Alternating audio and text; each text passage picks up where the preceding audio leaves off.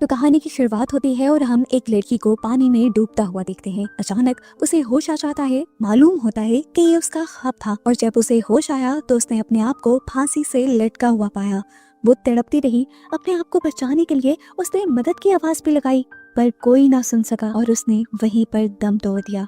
साफ जाहिर था कि तैंत्री ये लड़की खुद मरना नहीं चाहती थी, बल्कि उसे मारा गया था। खैर, संकट होकर हमें कुछ दिन पहले तैंत्री को ही दिखाया जाता है, जो कि एक डॉक्टर है और हाइड्रोथेरेपी से वो एक बच्चे को जन्म दे रही है। तैंत्री जब इस बच्चे की हार्ट बीट चेक करती है तो अचानक से अपसेट हो जाती है। कुछ देर बाद उसके पास नर्स एदा आकर प्यार से उससे पूछती है, क्या हुआ तैंत्री, परेशान लग रही हो। उसका ये पूछना था कि तैंत्री उसकी गोद में सर रखकर रो पड़ी, लेकिन उसने एदा को कुछ नहीं बताया। अगले दिन एदा एक औरत को हाइड्रोथेरेपी रूम तक लेकर आई और अचानक जोर से चीख मारी कि जैसे उसने कोई भूत देख लिया हो, लेकिन अंदर बस एक कॉकरोच था। फिर वो इस औरत से कहती है, आप यहीं पर वेट करने जरा, मैं डॉक्टर को बुला कर लाती हूँ। अभी वो पीछे मुड़ी ही थी कि औरत जोर से चिल्लाई और इस मर्तबा देखने पर वहाँ कोई कॉकरोच नहीं बल्कि तैंत्री की फांसी से लटकी लाश थी। सीन से कट हो जाता है और अगले सीन में हमें पीका और इरम नामी दो लड़कियों को दिखाया जाता है, जो एक नए बने हुए हॉस्पिटल में आती हैं और बताती हैं कि वो नर्सिंग स्कूल से आई हैं और यहाँ पर इंटर्नशिप करना चाहती हैं। कुछ देर बाद यहाँ पर एक ऑफिसर आता है और इन दोनों से कहता है कि यहाँ पर लड़कियों के लिए कोई इंटर्नशिप नहीं है। आप लोग यहाँ पर आए हैं तो एक रात रुक जाएं, लेकिन कल सुबह को आप चले जाइएगा और डॉक्टर से मैं खुद बात कर लूंगा। यहाँ पर सिर्फ लड़के ही इंटर्नशिप कर सकते हैं। इतनी देर में यहाँ पर एदा भी आ जाती है, जो इन्हें हॉस्पिटल का विजिट करवाने लगती है। पीका परेशान थी कि क्या इन्हें सच में यहाँ पर इंटर्नशिप नहीं मिलेगी। वो यहाँ पर किसी की रेफरेंस से आए थे। इरम पीका से कहती है कि तुम उससे बात करो। अब बात करने पर वो आदमी ने तसल्ली देता है कि कुछ नहीं होगा, आप लोगों को यहाँ पर इंटर्नशिप मिल जाएगी, मैं खुद यहाँ के ऑनर से बात करता हूँ। पीका जब बात करके रूम में वापस आई तो उसने देखा कि इरम किसी से बात कर रही थी कुछ टैबलेट्स के बारे में जो उसने फार्मेसी से लेकर ली थी, और वो परेशान भी लग रही थी। पीका के आने पर इरम घबरा जाती है और वहाँ से जाने लगती है। तब पीछे से पीका उसे रोककर बताती है कि तुम्हारी स्कर्ट पर ब्लड लगा है। इरम एकदम से थोड़ा और घबरा गई और फौरन वॉशरूम की तरफ आती है। कॉरिडोर से गुजरते हुए उसे कुछ अजीब महसूस होता है कि जैसे कोई उसका पीछा कर रहा हो, और सच में हम एक डिमोनिक हाथ को उसकी तरफ बढ़ता हुआ भी देखते हैं। जैसे ही इरम को फील हुआ कि उसे किसी ने टच किया है तो उसने पीछे मुड़कर देखा, वहाँ कोई भी नहीं था। उसने इस चीज को इग्नोर किया और सामने वाला रूम खोला। ये टॉयलेट नहीं था, ये हाइड्रोथेरेपी रूम था। उसे पैड चेंज करना था तो उसने इसी रूम को यूज करने का फैसला किया, लेकिन एकदम से वहीं पर एक नल खुल गया जिसके अंदर से खून निकल रहा था। इरम घबराते हुए उस नल को बंद ही करती है कि पीछे से दूसरा नल खुल जाता है। दूसरे नल का पानी साफ था जिसको इरम इस्तेमाल करने लगी और तभी उसे किसी के कदमों के चलने की आवाज़ आई। उसे ऐसा भी लगा कि जैसे कोई उसके पीछे आकर खड़ा हो गया हो। उसने कर्टन हटाया तो यहाँ भी कोई नहीं था। इरम अब डर गई थी। वो यहाँ से जैसे ही बाहर निकलने लगी तो उसे एक और मर्तबा फील हुआ कि जैसे कोई उसे अपनी तरफ खींच रहा है। इस टाइम हमें उसके पीछे काले हाथों का साया भी दिखाई दिया जो उसके पीछे मुड़ गए थे ही गायब हो गया। तभी उसे आगे से किसी ने आवाज दी। डर कर उसने देखा तो यहाँ पर वो एदा थी, जो उससे पूछती है कि तुम यहाँ पर क्या कर रही हो। इरम ने बताया कि मैं वॉशरूम ढूंढते हुए यहाँ आ गई थी। खैर, सुबह होती है और हमें दिखाया जाता है कि पीका ने जिस आदमी से रेफरेंस दिलवाया था उस आदमी ने यहाँ की मैनेजमेंट की नहीं टीटो से बात कर ली थी। टीटो इन दोनों से कहता है क्योंकि यह हॉस्पिटल 5 साल बाद खुला है, यहाँ पे रेनोवेशन और भी बहुत से काम है, इसीलिए मैं आप दोनों को यहाँ पर इंटर्नशिप करने की इजाजत दे देता हूँ। आज उन्हें अपने हॉस्पिटल के कैंपेन के लिए बाहर जाना था। टीटो, जो कि डॉक्टर है, उसके साथ सारे ये हॉस्पिटल का स्टाफ बाहर जाता है और बाहर एक कैंप भी लगाता है, जिस कैंप में कोई भी शहर का आदमी नहीं आता और ना ही कोई भी उस हॉस्पिटल में जाने को तैयार था। किसी सुसाइड केस की वजह से पीका जब ये सुनती है तो एकदम से हैरान हो जाती है। टीटो इसके बारे में कहता है कि वो सुसाइड केस आज से सालों पहले हुआ था। मुझे नहीं लगता कि अब उसे डिस्कस करना कोई अक्लमंदी की बात है। टीटो रिंगो से कहता है कि तुम इन लड़कियों को लेकर हॉस्पिटल वापस चले जाओ, मुझे यहाँ कैंप पर ही थोड़ा काम करना है। सब मान जाते हैं सिवाय इरम के, जिसे कहीं और जाना था। वो असल में एक होटल रूम में अपने फ्रेंड से मिलने के लिए आई थी, जो इस टाइम भी उससे जबरदस्ती करने की कोशिश कर रहा था। इरम उससे कहती है कि ये सब पहले भी मेरी मर्जी से नहीं हुआ, तुमने पहले भी मेरी ड्रिंक में कुछ मिलाया था और उस दिन नशे की हालत में हम दोनों करीब आ गए थे, और देखो उसका अंजाम, आज मुझे फार्मेसी से टैबलेट लेनी पड़ी है, मैं प्रेग्नेंट हूँ। वो लड़का इरम से कहता है तुम परेशान क्यों होती हो, मैं तो इसकी सारी जिम्मेदारी लेने के लिए तैयार हूँ। इरम को और भी ज्यादा गुस्सा आ जाता है और वो पूछती है क्या हर चीज में तुम्हारी मर्जी चलेगी, मैं इतनी बड़ी जिम्मेदारी के लिए अभी तैयार नहीं हूँ। हॉस्पिटल में दिखाया जाता है कि टीटो हाइड्रोथेरेपी रूम को अच्छे से साफ करने का ऑर्डर देता है ताकि उस रूम को किसी और पर्पस के लिए इस्तेमाल किया जा सके। अब अगले सीन में हम इरम को टीटो के साथ देखते हैं ड्यूटी करते हुए। अपने पेशेंट से फ्री होने के बाद टीटो इरम से कहता है कि अभी हमारी ड्यूटी टाइम में खत्म होने में 30 मिनट्स हैं, कोई भी पेशेंट आए तो मुझे तुम बुला लेना। उसके यहाँ से जाते ही पीका उसके रूम के अंदर झांकती है और उससे पूछती है कैसा रहा आज का दिन। इरम बताती है अच्छा रहा। टीटो रिंगो से जरा चेंज है। अभी वो बात ही कर रहे थे कि कोई अजीब सी लड़की बिना इनकी तरफ मुंह किए कमरे के अंदर आ गई और जाकर चेयर पर भी बैठ गई। इरम ने कहा आप कौन हैं? अभी तो कोई अपॉइंटमेंट भी बुक नहीं थी। वो लड़की कहती है मेरी अपॉइंटमेंट यहाँ पर बुक है। उसने इतने अजीब तरीके से कहा था कि पीका और इरम दोनों डर गए थे। पीका ये कहते हुए यहाँ से चली जाती है कि मैं काउंटर पर इसकी कंप्लेन करके आती हूँ और पीछे से इरम इस औरत के पास अकेली रह जाती है। बड़ी ही खौफनाक आवाज में फिर ये लड़की इरम की तरफ मुँह करती है। इरम डर गई। इरम ने उससे नाम पूछा तो उसने बताया तैंत्री। ये वही तैंत्री थी जिसे हमने मूवी के स्टार्ट में सुसाइड करते हुए भी देख लिया है। तैंत्री इरम को देखकर कॉन्टिन्यूस स्माइल किए जा रही थी और कुछ भी नहीं। डरते हुए इरम शेल्फ की तरफ आकर उससे मुंह मोड़ भी लेती है, लेकिन तैंत्री फिर भी उसे घूरती रहती है और इस दौरान उसके मुंह से पानी टपक रहा होता है। ये देखकर इरम डरते हुए ही सही लेकिन तैंत्री के पास जाती है और उसके मुस्कुराते हुए चेहरे को साफ करने की कोशिश करती है। जिस टाइम इरम ऐसा कर रही थी तैंत्री उसके पेट पर हाथ रख देती है। इरम और भी ज्यादा डर गई। इरम ने अपने आप पर काबू रखने की कोशिश की लेकिन एकदम से ही तैंत्री ने उसे डरा दिया और फौरन ही यहाँ की लाइट्स भी चली गईं। इरम की घबराहट तो अब सातवें आसमान को छू चुकी थी। उसने कांपते हुए हाथों से अपना मोबाइल ढूंढा, लाइट ऑन की और शॉक रह गई क्योंकि तैंत्री अब वहाँ नहीं थी। लेकिन जैसे ही वो दरवाजे से बाहर जाने लगी तो उसके मुंह पर दरवाजा बंद हो गया और जब खिड़की की तरफ मुड़ी तो खिड़की भी बंद हो गई। पीछे से कुछ टूटने की आवाज आई। इरम घबराते हुए पीछे मुड़ी तो उसने देखा कि तैंत्री वहीं पर थी और दीवार पर अपना सर मार रही थी। इरम के देखते ही वो तेजी से इरम की तरफ बढ़ गई और इरम डर कर नीचे बैठ गई और तैंत्री अगले ही सेकंड वहां से गायब भी हो गई। जैसे ही इरम को ये यकीन हुआ कि तैंत्री उसके पास से दूर जा चुकी है तो इरम ने उठने की कोशिश की लेकिन अब उसे बहुत ही भारी भारी फील हो रहा था। दिखाया गया कि उसके कंधों पर तैंत्री बैठी हुई थी जिसने उसके मुंह पर हमला भी कर दिया और उसे नीचे भी गिरा दिया। जब वो दर्द से चिल्ला रही थी उसी टाइम पर यहाँ पर टीटो आया और उसे होश में लेकर आया। खैर सीन कट हुआ और हमें उसी स्वीपर को दिखाया गया जिसने पहले इरम से बदतमीजी की थी। इस टाइम एम्बुलेंस चलाते हुए वो एक ट्रक को ओवरटेक करने की कोशिश करता है और जैसे ही ऐसा करता है तो उसे सामने तैंत्री खड़ी नजर आती है। वो डर जाता है और एकदम से अपनी गाड़ी पीछे ले लेता है लेकिन उसे ट्रक को भी ओवरटेक करना था और जैसे ही उसने ट्रक को ओवरटेक किया तो तभी उसके सामने एक बस आ गई। उसे रुकना पड़ा और पीछे से ट्रक एकदम से आकर उसकी वैन के साथ टकरा गया जिसकी वजह से ट्रक में रखे हुए सारे आयरन रॉड्स उसकी गाड़ी के साथ साथ उसकी बॉडी में भी स्टैब हो गए और वो वहीं पर मारा गया और यहाँ से तैंत्री अगले ही सेकंड गायब हो गई। अगले सीन में हमें इरम को रोता हुआ दिखाया जाता है। पीका उससे आकर पूछती है क्या हुआ तो वो बताती है कि कल हीरो ने मेरे साथ बदतमीजी की थी और मैंने दिल में ये दुआ मांगी थी कि वो मर जाए लेकिन मैं सच में ऐसा तो नहीं चाहती थी। क्या वो मेरी वजह से मरा है? यहाँ पर पीका उसे हौसला देती है और कहती है परेशान मत हो, ये सब तुम्हारी वजह से नहीं हुआ। दूसरी तरफ अब हमें एदा और एक और आदमी को दिखाया जाता है जिन्हें अब टीटू ने हाइड्रोथेरेपी रूम को ठीक करने का ऑर्डर दिया था लेकिन इस रूम को जितना ठीक करते थे वो और खराब होता जाता था। कभी उसके नल टूट जाते थे, कभी वहाँ का जनरेटर काम करना बंद कर देता था तो कभी वहाँ पे खुद ब खुद चीजें टूट जाती थी। वो आदमी एदा से कहता है ये रूम ठीक नहीं हो सकता, बेहतर यही है कि इस रूम को हमेशा के लिए बंद कर दिया जाए। यही फैसला करते हुए ये लोग इस रूम के दरवाजे की जगह एक दीवार बना देते हैं और फारिग होकर जैसे ही ये आदमी बाहर जाने लगता है तो एकदम से वहाँ लाइट चली जाती है। उसे करीब से किसी औरत के चलने की भी आवाजें आती हैं। उसे लगा कि एदा होगी। वो पहले गया, जनरेटर उसने ऑन किया और एदा से कहा कि यहाँ मत फिरो। भी उसने ये बात बोली ही थी कि पीछे दीवार पर हमें तैंत्री को उल्टा लटका दिखाया गया और जैसे ही उसने आवाज की तरफ मुंह किया तो तैंत्री फौरन ही उसके मुंह के आगे आ गई और उसने अपना डरावना चेहरा दिखाकर इस आदमी को भी डरा दिया। अपने आप को बचाने के लिए वो वहाँ से ऐसा भागा कि उसने मुड़कर पीछे नहीं देखा। हॉस्पिटल के बाहर वो दरख्तों के पास आ गया और अब जहाँ पर वो आया था आगे उसके रास्ते में नदी थी जिसे पार करने के लिए वहाँ पे दरख्त का एक तना रखा गया था। डरते हुए जब वो उस पर चढ़कर इस जगह को पार करने की कोशिश करता है तो उसका बैलेंस खराब होने पर वो नीचे गिर जाता है। इसी तरह से लटक कर वो अपनी जान तो बचा लेता है लेकिन जितनी भी मर्तबा वो ऊपर आने की कोशिश कर रहा था वो ऊपर नहीं आ पा रहा था क्योंकि नीचे से तैंत्री उसे पानी में खींच रही थी और आखिर वो उसे पानी में खींच लेती है। सीन कटा होता है और अगले सीन में हम देखते हैं कि यह आदमी हॉस्पिटल वापस आ गया था। वो एदा को ढूंढ रहा था क्योंकि वो एदा को कुछ बताना चाहता था।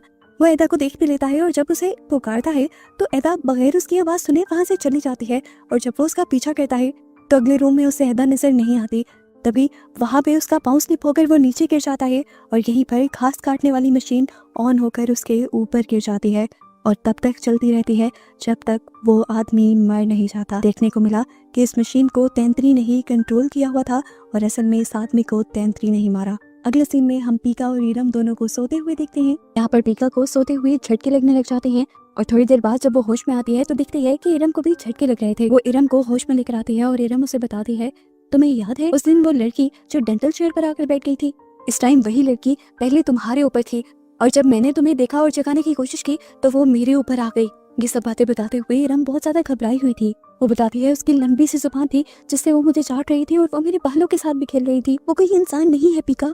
अभी ये लोग घबराए हुए ही थे कि अचानक कोई इनके दरवाजे पर नॉक करता है और इन्हें बताया जाता है कि इनके हॉस्पिटल में एक और मौत हो गई है, जैसे अभी कुछ देर पहले ही हमने देखा है। अगली सुबह पीका एदा के रूम की तरफ जाती है क्योंकि एदा के हस्बैंड की डेथ हुई थी। वो एदा के साथ अफसोस करना चाहती थी। उसने देखा कि एदा के रूम में इस टाइम रिंगो था जो उसे सच बताने को कह रहा था और साथ में ये भी कह रहा था कि अगर तुमने मुझे सच न बताया तो मैं तुम्हारी हिफाजत की कोई गारंटी नहीं ले सकता। पर इतनी ही देर में वहाँ पीका के आने से रिंगो गुस्सा होकर वहाँ से चला गया। रात होने पर पीका देखती है कि इरम बहुत ज्यादा परेशान होकर लॉन में बैठी हुई थी। वो रो रही थी। पीका उसके पास जाती है और उससे पूछती है, आखिर तुम्हें क्या हुआ है? इरम कुछ बताना नहीं चाहती थी तो पीका ने उससे कहा, अगर तुम मुझे बताओगे नहीं तो मैं तुम्हारे मसले कैसे हल करूंगी? उसका ये कहना था कि इरम फूट फूट कर रोने लगी और उसे बताती है कि उसके दोस्त के साथ साथ यहाँ क्लिनिक में भी कई मर्तबा उसके साथ ज्यादती हुई है। पीका ने उससे सवाल किया कि हॉस्पिटल में कौन था। इससे पहले कि वो कोई जवाब दे पाती पीका का फोन बज उठता है। सीन कट होकर हमें दिखाया जाता है कि इरम के दोस्त की बाइक को तैंतरी रोक लेती है। वो उससे लिफ्ट मांगती है और इतनी खूबसूरत लड़की को देखते हुए वो लड़का भी लिफ्ट देने के लिए तैयार हो जाता है और उससे पूछता है, कहाँ है तुम्हारा घर? वो उसे घर की डायरेक्शन दिखाती है और उसके पीछे बैठ जाती है। इस टाइम तैंतरी उसे एक ऐसा इल्यूजन दिखाती है कि जैसे वो एक ब्रिज पर हो। वो उसकी कमर को पीछे से पकड़ लेती है और वो लड़का इस एहसास में बाइक की स्पीड तेज कर देता है और वो पहाड़ी से नीचे गिर जाता है क्योंकि असल में यहाँ पे कोई भी ब्रिज नहीं था। पीका को भी जो कॉल आई थी वो इसी एक्सीडेंट के बारे में आई थी, इसीलिए वो फौरन इरम को लेकर निकल जाती है। ये लोग भी उस हॉस्पिटल में जाते हैं तो देखते हैं कि उस लड़की की मॉम बहुत ज्यादा रो रही थी। इरम जब बहुत ज्यादा इमोशनल हो चुकी थी वो उठकर अपने हॉस्टल में वापस आती है, जल्दी जल्दी अपना सामान पैक करती है और यहाँ से जाने लगती है। पीका जब उससे सवाल करती है कि तुम ट्रेनिंग क्यों छोड़ रही हो तो इरम कहती है, मैं ट्रेनिंग करूँ ही क्यों जब मैंने जाकर दिमाग का ख्याल ही रखना है। वैसे भी वो कौन सा मुझसे कोई बात पूछता है। वो मुझ पर फोर्स करता है। पहले उसने मुझे ड्रिंक किया, मेरे साथ जबरदस्ती की और इसके बाद जब मैं प्रेग्नेंट हो गई तब उसने मुझे अबॉर्शन करने के लिए फोर्स किया। ये सुनकर पीका शॉक रह गई थी। इतनी बड़ी बातें तो इरम ने उसे बताई ही नहीं थी। इससे पहले कि पीका उससे कह पाती इरम उससे कहती है कि तुम तो एक फरिश्ता हो, तुम्हें तो जैसे कुछ पता ही नहीं। ये बात सुनकर पीका उससे कहती है, ऐसा नहीं है, दिमस ने पहले मेरे साथ दोस्ती करने की भी कोशिश की थी और जब उसने जबरदस्ती की मेरे साथ कि मैं उसके रूम में जाऊं तब मैंने उसे छोड़ दिया था और इसी वजह से हम दोनों का ब्रेकअप भी हुआ था। ये बातें सुनकर इरम को पता नहीं क्या होता है, उसकी आंखें किसी शैतान की आंखों में बदल जाती हैं और वो एक भूत जैसी लगने लग जाती है। वो जोर से चिल्लाती है और उसके बाद बेहोश हो जाती है। सुबह होने पर पीका को पता चलता है कि इरम अपना रेजिग्नेशन लेटर दे चुकी है। वो टीटू से जाकर बात करती है तो टीटू से कहता है, हाँ मैंने उसका रेजिग्नेशन एक्सेप्ट कर लिया है क्योंकि अगर कोई यहाँ पर काम करना नहीं चाहता तो मैं उसके साथ जबरदस्ती नहीं करूंगा। अब पीका उससे इस हॉस्पिटल के ऑनर के बारे में सवाल करती है जो आज तक यहाँ पर आया ही नहीं था। तो टीटू मुस्कुराते हुए उससे कहता है, असल में यहाँ का ऑनर मैं खुद हूँ और मैंने अपना नाम और पहचान इसलिए छुपाई हुई है क्योंकि मैं अपने स्टाफ को ऑब्जर्व करना चाहता हूँ। पिछली मरतबा भी ये क्लिनिक बंद हो गया था इसलिए मैं नहीं चाहता कि अब की बार कोई गलती हो। पीका जब उसे हॉस्पिटल के बंद होने के बारे में बात करती है तो वो उसकी बात काट कर चला जाता है। लेकिन अब पीका को ये बात जानी थी कि आखिर ये हॉस्पिटल बंद कैसे हुआ और यहाँ पर ये सब कुछ जो हो रहा है वो क्यों हो रहा है। सर्च करते हुए उसे पता चलता है कि यहाँ पर तैंतरी नाम की डॉक्टर ने सुसाइड की थी। वो तैंतरी के ऊपर उल्ट सर्च करती है तो तैंतरी के साथ उसे रिंगो की पिक्चर नजर आती है और उसी टाइम उसे रिंगो कंप्यूटर लैब के बाहर खड़ा दिखाई देता है जिसकी वजह से वो डर जाती है और वहाँ से चली जाती है। वो अब रिंगो की इन्वेस्टिगेशन करना स्टार्ट कर चुकी थी। अगले दिन जब रिंगो हॉस्पिटल से जाता है किसी काम से तो वो उसका बैग चेक करती है जहाँ पर न्यूज़पेपर की छोटी छोटी कटिंग्स थी जिसमें लंबाया क्लिनिक में एक गायनेकोलॉजिस्ट की डेथ की रिपोर्ट थी। इसके बाद वो उसके बैग से एक एल्बम निकालती है जिसके अंदर पिक्चर्स नहीं थी बल्कि लड़कियों के बाल थे और उनके ऊपर लड़कियों का नाम भी लिखा हुआ था और इस एल्बम में इरम के भी बाल थे। इतनी देर में यहाँ पर रिंगो भी आ जाता है और पीका डर कर छुप जाती है। रिंगो आते ही अपना बैग चेक करता है तो यहाँ पर उसे एल्बम नहीं मिलता और वो घबरा जाता है। रिंगो जब उस एल्बम को ढूंढने के लिए बाहर जाता है तो पीका भी बाहर भाग जाती है। घबराए हुए वो टीटो से टकरा जाती है और टीटो से पूछता है, क्यों इस तरह भाग रही हो? तो वो बताती है कि मेरे हाथ में रिंगो के खिलाफ कुछ सबूत हैं। मुझे लगता है कि तैंतरी के मरने के पीछे और कोई नहीं बल्कि रिंगो है और हो सकता है कि इरम के साथ भी ज्यादती करने वाला रिंगो ही हो। ये बात सुनते हुए टीटो उसे शहर से दूर ले जाता है और उसे बताता है कि तैंतरी की मौजूदगी वो आज भी फील कर सकता है। उसे बताता है कि तैंत्री इसी हॉस्पिटल में गायनोकोलॉजिस्ट थी, लेकिन फिर मैंने एक दिन देखा कि उसने सुसाइड कर ली थी। इस हॉस्पिटल के बारे में बहुत बातें बनी और आखिर इस हॉस्पिटल को बंद कर दिया गया। लेकिन मैं कहूंगा कि तैंत्री बहुत अच्छी थी। ये सच्चाई बताने के बाद पीका घर वापस आ जाती है और रात में उसे एक अजीब ख्वाब आता है जिसमें वो देखती है कि तैंत्री ने एटा के गोद में सर रखा हुआ था और वो रो रही थी। लेकिन अगले ही सीन में तैंत्री एक कब्र के पास थी। वो तेजी से कब्र खोद रही थी अपनी हाथों से और जैसे ही इरम उसके अंदर दिखती है तो तैंत्री इरम को पकड़कर कब्र के अंदर खींच लेती है और यही से सीन कट होकर पीका को होश आ जाता है और उसे रियलाइज होता है कि ये उसका बस ख्वाब था। होश में आने पर उसने देखा कि इरम जो अभी यहीं पर थी वो भी अपने बेड पर नहीं थी। इरम को ढूंढते हुए वो बाहर चली जाती है और फौरन से टीटू को भी कॉल कर देती है कि इरम हॉस्पिटल में नहीं है। आज उसे हाइड्रोथेरेपी रूम के बाहर सीलिंग का एक हिस्सा टूटा हुआ नजर आता जिसके नीचे लेडर भी रखी हुई थी। वो इस लेडर को रखकर इसके ऊपर चढ़ती है तो देखती है कि अंदर इरम थी और वो भी बहुत ही डरावनी हालत में। उसे किसी ने पोसेस किया हुआ था, यानी उसके ऊपर किसी बुरे भूत ने कब्जा किया हुआ था। वो इस टाइम पानी में लेटी हुई थी और वो जल्दी से पीका को भी पकड़कर इसी पानी में डुबाने लग जाती है। वो कई मर्तबा पीका को ऊपर लेकर जाती है और वापस नीचे लेकर आती है, बार बार उसका सर पानी में डुबाती है, यहाँ तक कि पीका मरने के करीब ही होती है। तो वो जब अपना सर बाहर निकालती है तो देखती है कि इरम वहाँ पर नहीं थी और अब ये रूम पहले से काफी बेहतर हालत में था। वो इस रूम के बाहर जाती है तो उसे टीटू दिखाई देता है जो एक ग्लास के अंदर कोई खास चीज मिला रहा था और तभी वहाँ पर तैंत्री आई। टीटू ने वो ग्लास तैंत्री को पिला दिया जिसके बाद तैंत्री बेहोशी की हालत में चली गई और ऐसी हालत में टीटू ने उसका फायदा उठाया और जब वो होश में आने लगी तो उसने तैंत्री को धमकी दी कि अगर तुमने मेरे बारे में किसी को भी कुछ भी बताया तो मैं तुम्हारे साथ साथ तुम्हारी फैमिली को भी मार दूंगा। थोड़ी देर बाद दिखाया जाता है कि तैंत्री किसी को कॉल करके सब कुछ बताने की कोशिश कर रही थी तो टीटू उसे सर से खींचता हुआ हाइड्रोथेरेपी रूम के अंदर ले गया। उसने कहा कि मैंने मना किया था ना कि तुम किसी को इस बारे में नहीं बताओगी, अब इसकी सजा भुगतो।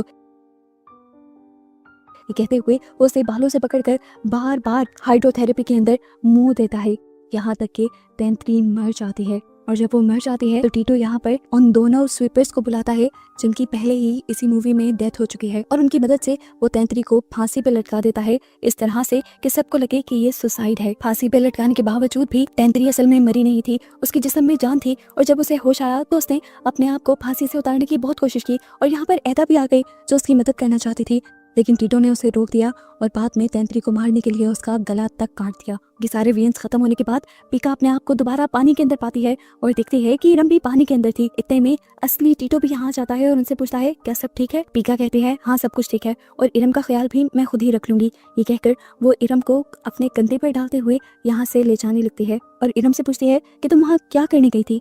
इरम बताती है कि मैं वहाँ पर अपना खुद अबॉर्शन करने गई थी। और यहाँ पर एक और वियन से हमें पता चलता है कि इरम के साथ भी किसी और ने नहीं बल्कि टीटू ने ही ज्यादती की थी और ये वियन इरम को आते ही इरम एक और मर्तबा बेहोश हो जाती है। अब इतने में ही उसके पीछे टीटू आ जाता है और उसे पीछे से पकड़ लेता है और कहता है कि अगर तुमने भी किसी को इस बारे में बताया तो मैं तुम्हें भी मार डालूंगा। ये कहते ही वो उसके साथ जबरदस्ती करने लगा था। पीका जब अपने आप को बचाने की कोशिश करती है तो वो एक पेन लेकर उसके हाथ में स्टैब कर देता है। पीका जब दर्द से चिल्लाती है तो वो उसके साथ जबरदस्ती करता है कि तुम रोना बंद करो। इससे पहले कि वो कुछ और कर पाता पीछे से रिंगो आकर एक बड़ा सा इंजेक्शन टीटो की गर्दन में लगा देता है, यहाँ तक कि टीटो बेहोश हो जाता है। यहाँ पर रिंगो अब पीका से माफी मांगता है और उससे कहता है कुछ नहीं होगा। वो उसे बताता है कि हाँ मैं ही तैंत्री का फियांसे था, इसलिए उस दिन तुम्हें पिक्चर्स में मैं उसके साथ दिखा। तैंत्री जब मरी तब वो प्रेग्नेंट थी, लेकिन मैं उस बच्चे का डैड नहीं था। मुझे ये भी पता था कि तैंत्री के साथ जो कुछ हुआ वो उसे क्लिनिक में हुआ, लेकिन मैं पुलिस को इसलिए नहीं बता सका क्योंकि मैं जानता था कि टीटो बहुत ज्यादा होशियार है, इस वजह से मैं खुद भी मुश्किल में आ जाऊंगा। लेकिन उस सब के बावजूद भी मैं तैंत्री को अपनाना चाहता था। लेकिन अगले ही दिन मुझे तैंत्री की हॉस्पिटल में लटकी हुई लाश मिली। पीका उसे बताती है कि तैंत्री अभी भी इसी हॉस्पिटल में है और वो सबको हॉन्ट कर रही है, सबको डरा रही है और अपना बदला भी ले रही है। और इन सारी चीजों को खत्म करने के लिए मुझे लगता है कि हमें उस रूम को खत्म करना होगा। अभी ये लोग बातें ही कर रहे थे कि इतने में पीछे से टीटू को होश आ गया और उसने उठकर रिंगो को अपने पास मौजूद एक चाकू से स्टैब कर दिया। और ऐसा करते हुए टीटू बहुत ही बेशर्मी से बोलता है कि हाँ तैंत्री मेरे ही बच्चे की माँ बनने वाली थी। पीका डरते हुए यहाँ से इरम को ले जाती है जबकि टीटू यहाँ पर बैठकर सिगरेट जलाकर पीने लग जाता है।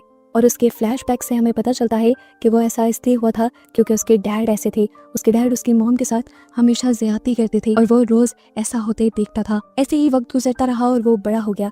एक दिन उसने इन सारी चीजों को खत्म करने का सोचा और अपने डैड को उसने जूस में जहर मिलाकर मार दिया। इन्हीं ख्यालों में वो अब बोलता है कि वक्त आ गया है कि मैं अपने डैड की तरह तुम सबको मार दूं।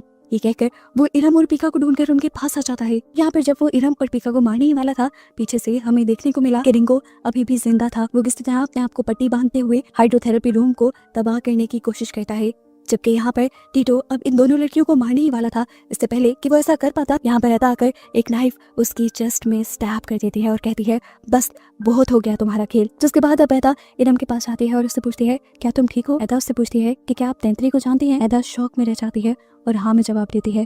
अब इरम आगे होकर एदा की नाक से नाक मिलाती है और एदा को याद आता है ऐसा सिर्फ तैंतरी ही करती थी, और इस टाइम रिवील हुआ कि इरम के अंदर और कोई नहीं बल्कि तैंतरी ही थी। एदा ने रोते हुए इससे कहा मैं तुम्हें आज भी मिस करती हूँ। अभी उसने कहा ही था कि पीछे से टीटो ने आकर एदा के ऊपर हमला कर दिया, जिसके बाद अब वो पीका को मारने के लिए उसकी तरफ बढ़ा, लेकिन वो नहीं जानता था कि इरम की बॉडी में तैंतरी अब उसे खत्म करने के लिए आ चुकी है। वो पीछे से उसके ऊपर हमला करती है और जब वो नीचे गिर जाता है तो वो उसके ऊपर चढ़कर बैठ जाती है। वो उसकी आंखों पर हमला करके एक आंख में निकाल लेती है और इससे पहले कि वो उसकी दूसरी आंख के ऊपर हमला करके वो भी निकाल देती, पीका उससे कहती है बस बहुत हो गया, तुम ये सब जो कर रही हो ये बंद कर दो, तुम्हारा बदला पूरा हो गया है, तुम्हारी रूह को भी सुकून चाहिए। हम उस हाइड्रोथेरेपी रूम को खत्म कर रहे हैं, उसके बाद तुम्हारी रूह को सुकून आ जाना चाहिए। ये बातें सुनते ही तैंतरी इरम की बॉडी को छोड़कर यहाँ से चली जाती है और पीका इरम को लेकर यहाँ से चली जाती है। सीन कट होकर कुछ अरसे बाद का सीन हमें दिखाया जाता है जहाँ पर टीटू जेल में था, जहाँ उसके पास उसकी एक्स वाइफ मिलने के लिए आई और उसने बताया कि असल में मैंने हॉस्पिटल में तैंतरी की सोल को देख लिया था, मैं उस दिन भी तुम्हें फोन करके गई थी लेकिन तुम मेरी बात नहीं सुन पाए। वो उसकी बातों से बहुत ज्यादा हैरान होता है और तब हमें रिवील होता है कि असल में तैंतरी अभी भी उसकी एक्स वाइफ की बॉडी में थी और उसे पोजेस किए हुए थी, यानी तैंतरी का बदला अभी पूरा नहीं हुआ था, टीटो मरा नहीं था और वो बदला लिए बगैर इस दुनिया से जाने वाली नहीं थी। और बस यही सब दिखाते हुए ये मूवी यहाँ खत्म हो जाती है।